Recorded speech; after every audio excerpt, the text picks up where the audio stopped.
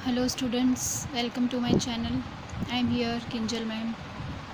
तो आज हम टेंस के प्रकार से अपना इंग्लिश ग्रामर का लेक्चर चालू कर रहे हैं। यहाँ पे सबको दिख रहा है टेंस के जो प्रकार हैं वो 3 हैं: प्रेजेंट टेंस, पास्ट टेंस और फ्यूचर टेंस। प्रेजेंट टेंस को हिंदी में वर्तमान काल बोलते हैं, पास्ट टेंस को भूतकाल और फ्यूचर टेंस को भविष्यकाल। अब जो प्रेजेंट है उसका मतलब जैसे अभी आप ग्रामर पढ़ रहे हो, ठीक है, अभी ग्रामर का लेक्चर अटेंड कर रहे हो, तो ये है आपका प्रेजेंट टेंस, ठीक है। भूतकाल तो जैसे कल आपने अकाउंट्स पढ़ा होगा तो वो भूतकाल हो गया। और भविष्यकाल मतलब कल आप हिंदी पढ़ेंगे तो वो भविष्यकाल हो गया, ठीक है। इस तरह से ये 3 काल हैं। मुख्य जो टेंस के प्रकार हैं वो 3 हैं। अब अगर बात करें बाकी के टेंसों की, तो ये जितने भी 3 टेंस हैं इसके अंदर, सबके अंदर 4-4 प्रकार हैं। इसके अंदर भी 4, इसमें भी 4 और इसमें भी 4, ठीक है। तो मैंने कॉमन लिख दिया इसमें। ये नाम इस तरह से पढ़ना है जैसे प्रेजेंट टेंस के 4 कालों के बारे में पढ़े तो ऐसे पढ़ना है: simple present tense, continuous present tense, perfect present tense, perfect continuous present tense, ठीक है। ऐसे ही पास्ट में आपको 4 और फ्यूचर में भी चारों नाम, यानी टोटल आप देखने जाओगे तो टेंस के प्रकार आपके 12 हो जाएंगे, ठीक है। तो पहले आप ये 12 के 12 जो प्रकार हैं उसके नाम याद रखिए। एकदम सिंपल तरीके से याद रखना है, सिर्फ ये 4 नाम याद रखोगे, 12 के 12 आपको याद रह जाएंगे। सिर्फ पीछे प्रेजेंट, पास्ट और फ्यूचर ही ऐड करना है, ओके। अब आगे जो है, जब भी हम टेंस सीख रहे हैं मतलब हमको वाक्य बनाना है, ठीक है।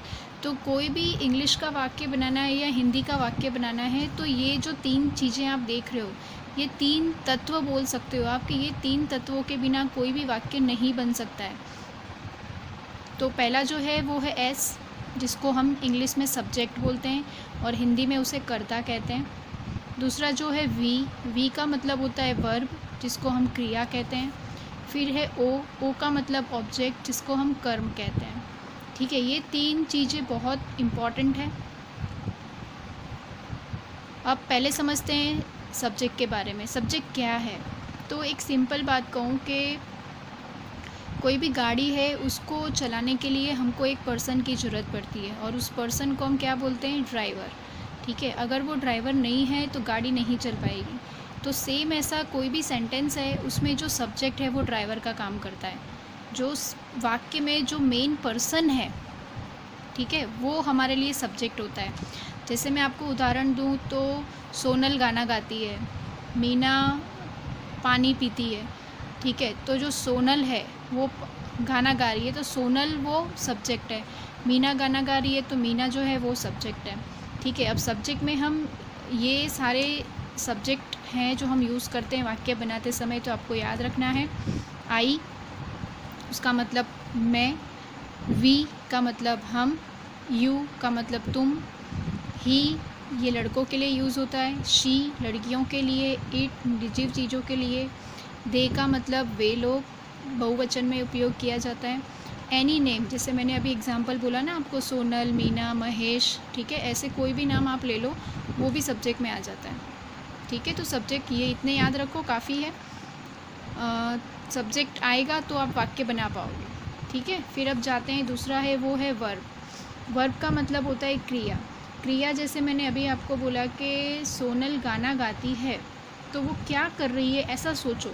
सोनल क्या कर रही है? जब भी आप ऐसे पूछो कि क्या कर रही है और जो आंसर मिलेगा क्या हो रहा है, क्या कर रही है, ऐसा क्वेश्चन पूछने पे जो आंसर मिलता है वो हमेशा क्रिया होती है।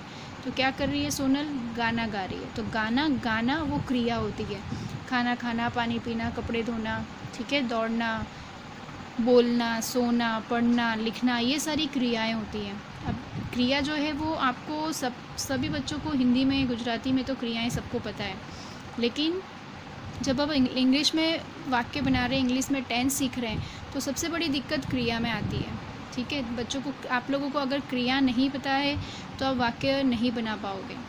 आपको हिंदी में वाक्य पता है कि सोनल गाना गा रही है, पर गाना गाने को इंग्लिश में क्या कहते हैं, वो क्रिया का इंग्लिश क्या होता है, आपको नहीं आता है तो आप वाक्य नहीं बना पाओगे, ठीक है। इसके लिए मैंने एक रास्ता निकाला है वर्ब के लिए। जब भी हमारा लेक्चर होगा तो मैं आपको कुछ वर्ब्स की लिस्ट दूंगी। उसमें उसका हिंदी मीनिंग भी होगा, इंग्लिश भी होगा। और ये जो क्रिया है इसके 3 रूप होते हैं, V1, V2, V3, जैसे सबको पता है। ठीक है, तो वो तीनों रूप उसमें लिखे होंगे स्पेलिंग के साथ। तो वो उतने वर्ब्स आपको याद करने हैं डेली के डेली, स्पेलिंग के साथ, हिंदी, उसका इंग्लिश, उसके वर्ब के तीनों फॉर्म। तो इससे क्या होगा, आपकी वोकेबलरी बढ़ेगी। जितनी ज़्यादा आपकी वोकेबलरी बढ़ेगी, जितनी ज़्यादा क्रियाएं आपको इंग्लिश में याद होगी, उतने ज़्यादा वाक्य आप बना पाओगे। ठीक है। फिर कर्म। कर्म जैसे मैंने अभी बोला था कि मीना पानी पीती है। अब पानी पीती है, ये मीना पानी पीती है, तो मीना जो है वो सब्जेक्ट हो गया, पीना वो हो गया क्रिया। ठीक है, तो आप बोलोगे ऑब्जेक्ट तो है नहीं। तो कई वाक्य ऐसे होते हैं जिसमें ऑब्जेक्ट नहीं होता है। ठीक है, अभी इसी वाक्य में अगर मैं ऑब्जेक्ट लगाऊं तो ये ऐसा हो जाएगा कि मीना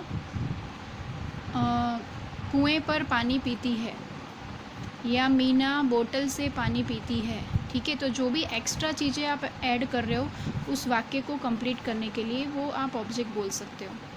ठीक है, अब यहाँ पर 2 एग्जाम्पल लिखे हैं, हिंदी में ही लिखे हैं, अभी मैंने इंग्लिश में स्टार्ट नहीं किया है। लिखा है महेश बाज़ार जाता है, तो नाम आ गया। जैसे यहाँ लिखा था एनी नेम, तो ये हमारे लिए सब्जेक्ट हो गया।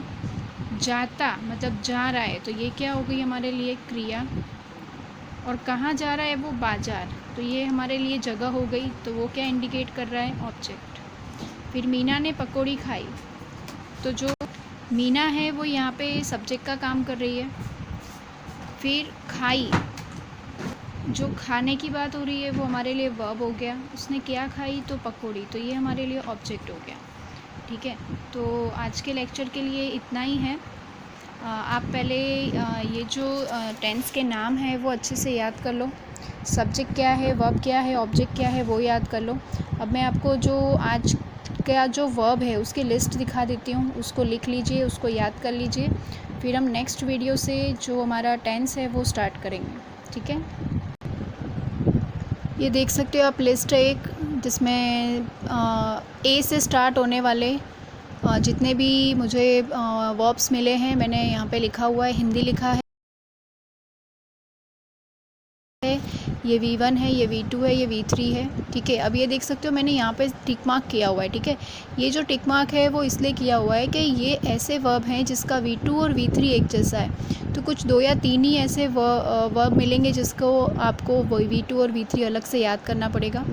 ठीक है, तो ये आप लिख लीजिए। अगला लेक्चर चालू करने से पहले जो भी हम वाक्य बनाएंगे वो यही सारे वर्ब्स का यूज़ करके बनाएंगे। ठीक है, so thank you everyone, bye bye.